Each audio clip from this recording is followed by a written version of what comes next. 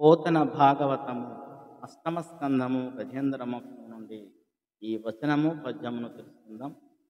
ఆ సమయంలో గజేంద్రుడిని రక్షించాలని వెళ్తున్న తొందరలో విష్ణుమూర్తి దేవతల మొక్కులు అందుకోలేదు. అలా మనోవేగంతో వెళ్ళి ఏనుగు మొసలి పోరాడుతున్న మడుగును చూశాడు. ఆ మడుగులో సింసుమార చక్రంలోలాగా గొప్ప మొసళ్ళు, పీతలు, చేపలు జంటలు జంటలుగా ఉన్నాయి. కుబేరుని ధనాగారములోని కచ్చపం అనే నిధి వంటి శ్రేష్టమైన తాబేళ్లు ఉన్నాయి. ధనవంతుని సుఖజీవనంలోని అనురాగములాగా ఎర్రని జీవనం అనగా నీరు నిండుగా ఉంది. వైకుంఠం వలె శంఖం చక్రం కమలలతో అలంకరింపబడి ఉంది. కమలాలతో అలంకరింపబడి ఉంది. సుఖదుఖాలనే ద్వంద్వాలతో నిండిన సంసారం వలె జలచరాల జంటలతో కలచబడిన బురద కలిగి ఉంది ఆ యొక్క మడుగు. ఈ పద్యాన్ని చూద్దాం.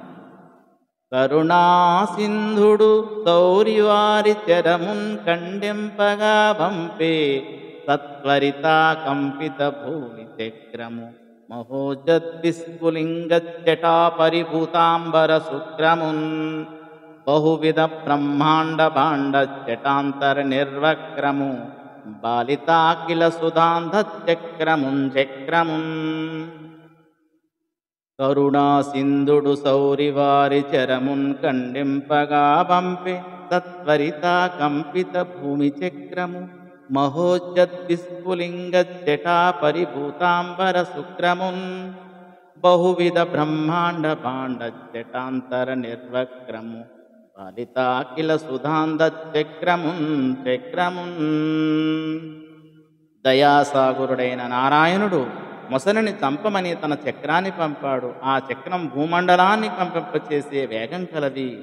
గొప్ప అగ్ని కణాల జల్లుతో ఆకాశ మండలాన్ని కప్పివేసేది.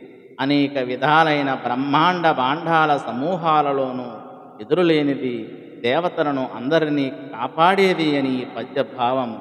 ధన్యవాదములు.